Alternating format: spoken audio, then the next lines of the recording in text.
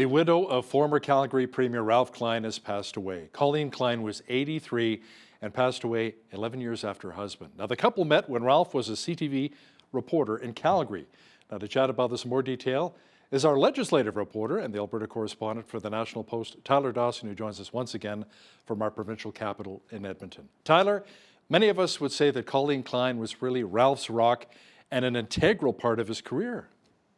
It certainly sounds like it. You hear similar things like that, I think, quite often with political spouses, because really being premier or being prime minister or being president, it's really not a one-person job. You do need the support of a spouse, the support of a whole family behind you, because, all of a sudden you have several million people that you're responsible for, not just your household finances and getting the kids to soccer practice and all those sorts of things. So I absolutely think that's fair to say. Some of the obituaries that have been written about Colleen Klein in the last 12 hours or so have said, that she used to vet many of the decisions that Ralph made when he was premier and when he was running in politics, both as mayor of Calgary and as premier. So you really get a sense that she was a very important part of his political life, not just his home life and his personal life, but was responsible, at least in part, for some of his successes as the premier of Alberta. And of course, he's remembered with a lot of fondness by a lot of Albertans, certainly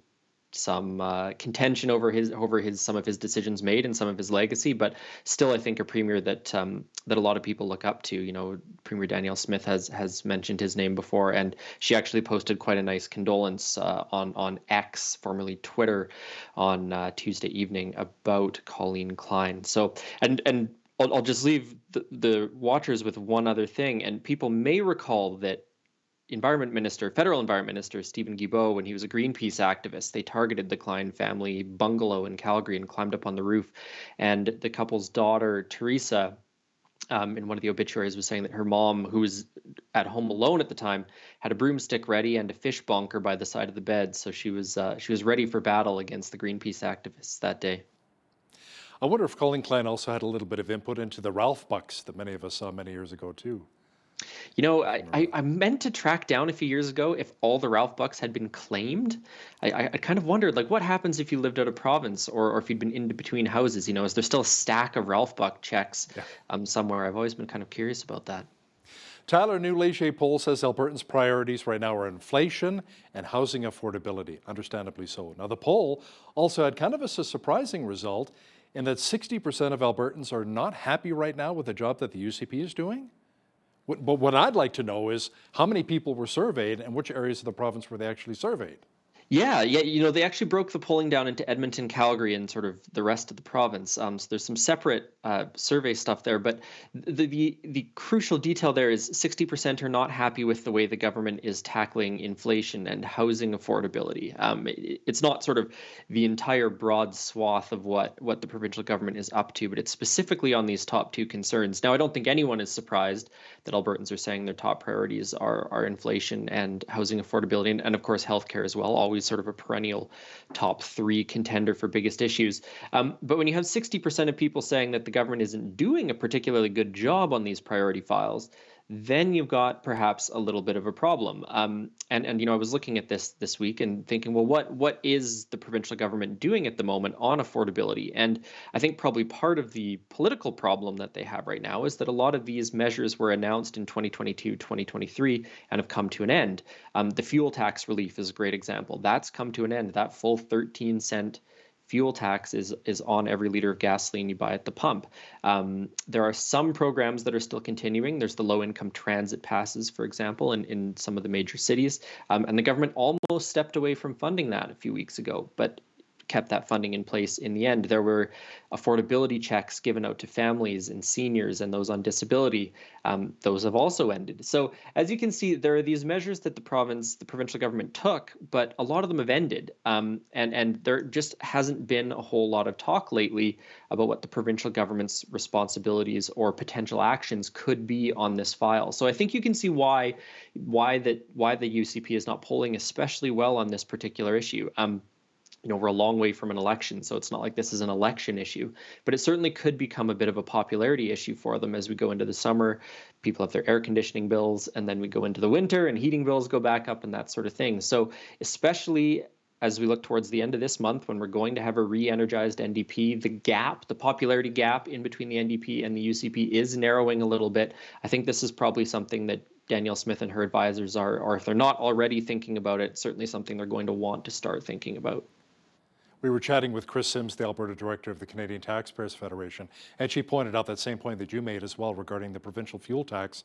You know, in Manitoba, that has an NDP government, they've taken it off, but here in Alberta, yeah, you're right, all 13 cents per litre is back, which is going to make things tough when a lot of Albertans want to head out on their summer holidays, you know, their family trips. Whereas Mark Collins says, let the planet burn as they're in the car for 10 hours and 10 days. But anyway, I digress. Now, hey, Tyler, the same Leger poll says Albertans are not happy with 3 UCP bills. Which are they? Well, it's Bill, I think, 18, 20, and 21, which maybe doesn't mean a lot. But these are basically the 3 bills that would sort of change the power dynamic, let's say, between the Alberta provincial government and Alberta's municipal governments. So, for example, that would bring political parties to Edmonton and Calgary instead of having, you know, sort of unaffiliated but sort of obviously ideological in some sense candidates running for mayor and city council. It would also allow the provincial government to step in and remove a mayor or a councillor in a case of some sort of egregious conduct, or even to push for bylaw amendments or withdrawals, repeals, I should say, on legislation that the provincial government really doesn't like. So these have created, you know, quite a bit of controversy in the last sort of month and a half, taking up a lot of the political attention and time and energy. And we now have a bit of a sense of what Albertans actually think about it. And, you know, one of the things that surprised me about the polling is they actually weren't quite as unpopular as I maybe would have expected. You know, if you look in particular at UCP voters, 52% of them support the idea of municipal political parties, which I maybe would have thought that would have been a little bit higher. Of course, UCP voters, this is their government. And this has also been, you know, quite a popular policy idea among conservatives for quite a long time, who feel that, especially in Edmonton and Calgary, conservatives are being jilted. They're not getting as much power municipally as they maybe are provincially. And they think that if you can change some of the party branding or add some of the party branding, I should say, they would have a little bit more luck. And even 39% say that they like the idea of being able to dismiss municipal councillors. That's a pretty big number, I think, considering that's a pretty dramatic change to the way that municipal government would work. Now, there's all these other things going on. Of course, Mayor Jyoti Gondek in Calgary is not very popular right now. Edmonton Mayor Amarjeet Sohi is not very popular right now. So I suspect to some extent that people are looking at sort of the immediate circumstances, the immediate political state of affairs, and basing their opinions a little bit on that. You would perhaps not be in favor of removing your mayor if you were a huge fan of that mayor, if that makes sense. So, but it's really interesting polling. I mean, because you've had so much controversy. You've had municipal associations, the rural municipalities of Alberta have opposed this, yet Albertans seem to be, if not totally enthused about it, maybe not quite as upset as you would have expected, considering what the sort of discourse in the media and things like that has looked like. So pretty interesting polling on the state of affairs as the legislature sort of rises for the summer, and they'll be back at it in late October, early November, I think. The Alberta NDP will be choosing its new leader on June the 22nd. Now, Tyler, Rachel Notley had her last day at the legislature last week. Now, Premier Smith actually had some nice things to say about Notley. Yeah, it's a dirty secret of politics that a lot of the anger and dislike is hamming for the cameras. I think everyone, to a large extent, gets along behind the scenes. Maybe not best of friends, but they all do have a certain amount of respect for each other, I think. And so that's sort of what you saw on display. I think it was last Thursday or last Wednesday, and Smith said, you know, we're obviously not ideological allies, but I have to respect Rachel Notley's commitment to her constituents of Edmonton, Strathcona, her commitment to the party, which she's led since 2014, her commitment to provincial politics, which she's been in since 2008. So you know, quite a few nice things said about the outgoing leader of the NDP. And Rachel Notley, of course, never one to go down, I think, without a little punch thrown here or there, made a quip about how, you know, at least as an NDP leader, she gets to sort of go gracefully into the night instead of being sort of shivved in the back by her caucus and party members and hustled unceremoniously out the door, which is what has happened to I think the majority of the last few leaders of the Conservative Party. So, end of an era for sure. She gave a final press conference, Rachel Notley did, saying that it's been a heck of a ride and that sort of thing. But it's going to be a very different political world, I think, when everyone gets back to work in a few months. The NDP leadership hopefuls wrapped up their last debate in Edmonton, Tyler. Was there a clear-cut winner? I mean, is this race still Naheed Nenshi to lose? I think that's fair to say. Yeah. I mean, when you look at some of the membership numbers, a lot of the membership balance has actually shifted towards Calgary away from Edmonton. And you certainly have candidates in that race who are, more Edmonton people. Kathleen Ganley, I believe, is from Calgary. But, I think it's fair to say that her supporters are probably outnumbered by Naheed Nenshi's supporters. So it's going to be very interesting to see what happens. I mean, we've talked about it before, about how there's going to be a little bit of an identity crisis, I think, for the party. You're likely to see some pretty major staffing changes, regardless of who ends up winning. So it's going to be an interesting time for the NDP. They've got the summer, of course, to do it, which is probably a good thing. I'm sure the new leader will be out at the Calgary Stampede in a few weeks' time, doing the rounds and flipping pancakes and making sure people know who they are.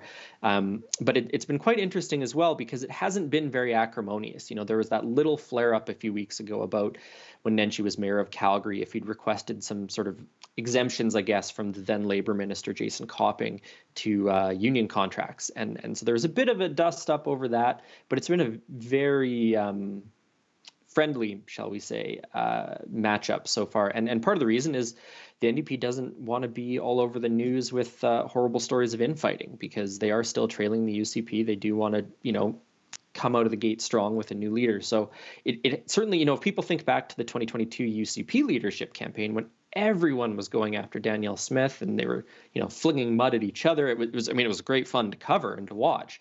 But the NDP clearly going down a very, very different road in terms of how they are sort of stage managing what is actually a challenging internal discussion.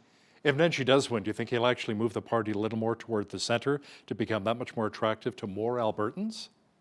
Yeah, I think that's probably fair to say. He's talked, I think, about having a big tent party, and the party has certainly become a bigger tent since Rachel Notley's been in power. It's inevitable to some extent. If you're only going to have a two-party system representing, each party gets half the spectrum kind of thing, the edges of that are going to spread a little bit, and those lines are going to blur a little bit. And certainly a lot of the people who voted for the NDP the last time around in the 2023 election were former Alberta Party voters, former, centrist party voters. So I think it's a little, we won't know, I suppose, to some extent until we start seeing policy and policy platforms and statements and things like that on various political issues. Whether or not the leader is going to, from the top sort of move the party a little bit. But it's certainly, I think, fair to say that tent is bigger and broader and wider, and that there are more diverse and more centrist views within the New Democrats than there probably ever have been, because it wasn't that long ago that the NDP was like a 4-member caucus, and the other bigger parties were the Alberta Party and the Alberta Liberals. So that it's the landscape, I think, has changed underneath the NDP as much as NDP sort of brass have changed the margins of their party. Tyler, the province has been pushing back against a bill from federal NDP MP Charlie Angus that promised fines and potential jail time for oil and gas executives. Well, yeah, it's a very, very confusing situation. So Charlie Angus had introduced this private members bill. Private members bills do not generally become law. They are quite hard to get passed. And the gist of it is that, he would say, this is sort of a truth in advertising thing. So oil and gas companies should be telling the truth about the environmental impacts of their product. It's basically an argument legislation against greenwashing, saying we're planting trees or whatever, but oh, by the way, there's a gross tailings pond over there full of effluent from an oil sands operation. So that's the initial part of this. Now, there was a block piece of legislation on changes to the Competition Act, and there's the Bill C-59, which is the legislation that enacts the fall economic statement from 2023. And so that also has some changes in regards to sort of transparency rules and international standards on reporting and things like that. So the initial anger was directed at Charlie Angus. Charlie Angus, I talked to him a couple hours ago, and he said, well, I've got nothing to do with the amendments to Bill C-59, and I've got nothing to do with this block legislation on the Competition Act. So it's a bit unclear who's sort of responsible for what and who precisely the United Conservatives are angry at. And I've been trying to puzzle this out, and I haven't totally wrapped my head around it. But at the end of the day, what this is about is whether or not oil and gas companies should be forced to some sort of different standard on how they talk about their products and what they're doing for the environment. Of course, the UCP and supporters of the oil and gas sector saying, well, look, if this becomes law, we won't be able to talk about the good environmental things we're doing. Whereas Charlie Angus and some of the other people who support this thing are saying, well, they shouldn't be able to say they're doing good things for the environment when they're not. So it's a really confusing situation. But it's a continuation, of course, of this fight that Alberta's been having with other parts of the country for years and years and years. And that's basically the oil and gas sector, the environment. It's all been super controversial and messy over the years. This is just, I think, sort of the latest front, let's say, in that battle. He's our legislative reporter and the Alberta correspondent for the National Post. Tyler Dawson, thanks so much for joining us once again from Edmonton. Thanks for having me, Hal.